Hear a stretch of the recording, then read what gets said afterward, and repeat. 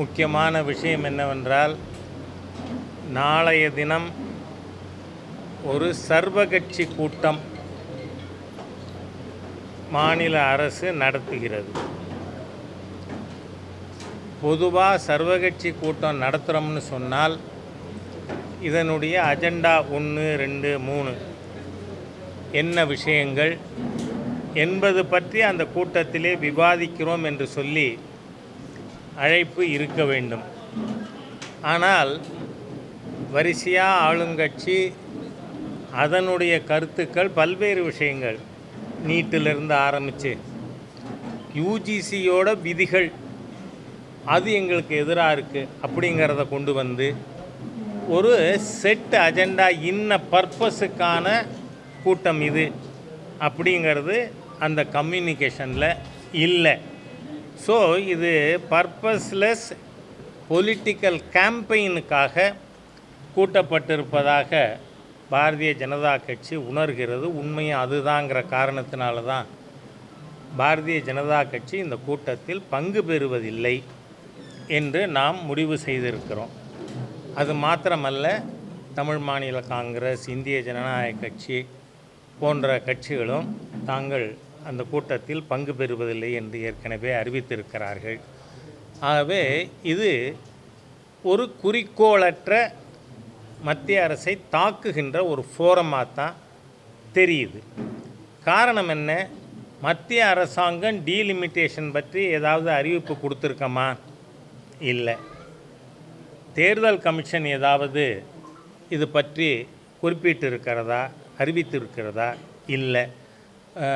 மேதகு ஜனாதிபதி அவர்கள் பாராளுமன்ற கூட்டத்தில் பேசும்பொழுது டீலிமிட்டேஷன் பற்றி எதுவும் அறிவித்திருக்கிறார்களா? இல்லை. கற்பனையில் சொல்லப்போனால் வீட்டில் குழந்தை ராத்திரி தூக்கத்தில் திடீர்னு அழும். ஏம்மா எதுக்கு அழறேன்னு கேட்டால் டீச்சரை அடிச்சுட்டாங்கன்னு. ஸோ அது தூக்கத்தில் அந்த குழந்தை டீச்சரை அடித்ததாக கனவு கண்டிருக்கு. அந்த மாதிரியாக கனவு கண்டு ஏந்து உட்காந்துக்கிட்டு நம்ம முதலமைச்சர் அவர்கள் ஒரு கூட்டத்தை கூட்டியிருக்கார்.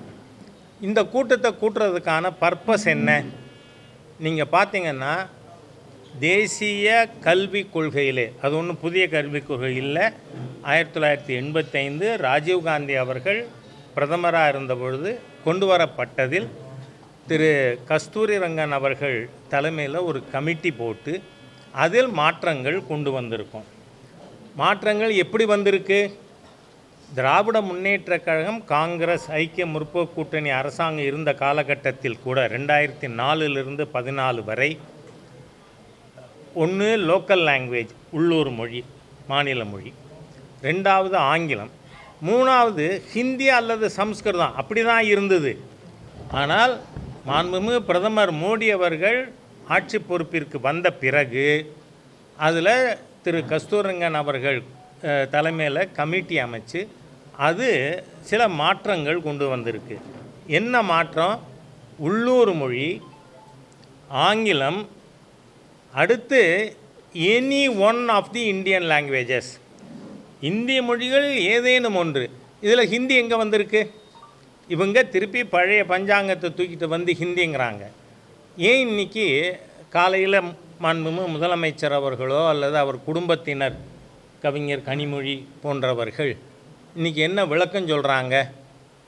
அவங்க நடத்துகிற பள்ளிக்கூடம், அந்த பள்ளிக்கூடம் சிபிஎஸ்சி சிலபஸ். தமிழ்நாட்டில் பொது ஊடக நண்பர்கள் மூலமாக பொதுமக்களுக்கான தகவலே என்ன? இன்று அரசு பள்ளியில் படிக்கின்ற மாணவர்களின் எண்ணிக்கையை விட தனியார் பள்ளியில் படிக்கின்ற மாணவர்கள் எண்ணிக்கை அதிகமாக இருக்குது. இந்த தேசிய கல்விக் கொள்கையில் அதில் இருக்கக்கூடிய கஷ்டங்கள், இன்றைக்கி தமிழ்நாட்டில் 1600க்கு மேற்பட்ட பள்ளிக்கூடங்களில் 1வதுலேருந்து 8வது வரை மொத்தமாக சிங்கிள் டிஜிட்டில் ஸ்டூடெண்ட்டு. ஒரு ஸ்கூலில் ஒரு ஸ்டூடெண்ட்டு, ஆனால் 2 வாத்தியார், பாடம் சொல்லி கொடுக்க ஒருத்தர், தலைமை ஆசிரியர் ஒருத்தர். அந்த மாதிரி தான் அரசு பள்ளிகள் இயங்கி கொண்டு இருக்கிறது. இதுக்கெல்லாம் தீர்வு இந்த தேசிய கல்விக் கொள்கையில் இருக்குது. இதை கன்சாலிடேட் பண்ணி அதுக்கு போக்குவரத்துக்கு குழந்தைகளுக்கு ஏற்பாடு பண்ணி அவங்களுக்கு எப்படி, ஏன்னா இந்த பள்ளிக்கூடத்தை மூடக்கூடாது, ஆகவே இந்த தேசிய கல்விக் கொள்கையை ஒட்டுமொத்தமாக மும்மொழிக் கொள்கை, அதில் ஹிந்தி அப்படின்னு ஒரு பொய்யான நேரேட்டிவ் செட் பண்ணாங்க. இன்றைக்கி மக்கள் வீதிக்கு வீதி கேட்குறாங்க. சன்ஷைன் மாண்டிசோரி ஸ்கூலில் அது இப்போ 1-4 தகவல். அந்த ஸ்கூலில் நீங்கள் 3வது லாங்குவேஜ் ஹிந்தி ஆர் சான்ஸ்கிரிட் தானே வச்சுருக்கீங்க. இந்த மாதிரியாக திராவிட முன்னேற்ற கழகத்தில் இருக்கிற நான் ஏற்கனவே 4 வருஷத்துக்கு முன்னாடியே இது அறிக்கை கொடுத்துருந்தேன். 48 பள்ளிகள் திமுக முன்னணி தலைவர்கள், துரைமுருகன் அவர்கள் குடும்பம், ஆற்காடு வீராசாமி குடும்பம், டிஆர் பாலு குடும்பம், நீங்கள்லாம் நடத்துகிற பள்ளிக்கூடம் சிபிஎஸ்சி ஸ்கூல். இன்றைக்கி காலையில் முதலமைச்சர் என்ன சொல்லியிருக்கார், அது சிபிஎஸ்சி பாடத்திட்டத்தில் இருக்குது, நாங்கள் ஒன்றும் தப்பு பண்ணலேன்னு. நான் கேட்குறேன், what healthy reason you have chosen CBSE? ஏன் நீங்கள் சமச்சீர் கல்வி, உங்களுக்கு கலைஞர் மீது கருணாநிதி குடும்பத்துக்கு, ஸ்டாலின் குடும்பத்துக்கு மரியாதை இல்லைங்க. அவர் கொண்டு வந்தார் சமச்சீர் கல்வி. ஆனால் உங்கள் குடும்பம் நடத்துகிற பள்ளிக்கூடத்தில் ஏன் இல்லை? இந்த கேள்வி மக்கள் கேட்க ஆரம்பித்த காரணத்தால் இன்றைக்கி இந்த தூக்கத்திலிருந்து கனவு கண்டது மாதிரியாக டீலிமிட்டேஷன் அப்படின்னு டீலிமிட்டேஷன் பொறுத்தவரை மாண்புமிகு உள்துறை அமைச்சர் அது எந்த தென்னிந்திய மாநிலங்களும் தெளிவாக சொல்லியிருக்கார். கோயம்புத்தூரில் இது பற்றி அவர் பேசும் பொழுது எந்த மாநிலமும் அதனுடைய விகிதாச்சாரம் பாதிக்கப்பட மாட்டாது அப்படின்னு சொன்னதுக்கப்புறம் திருப்பி என்ன கேள்வி? இந்த கூட்டத்தை இட் ஹஸ் பிகம் இன்ஃப்ரக்சுவஸ்.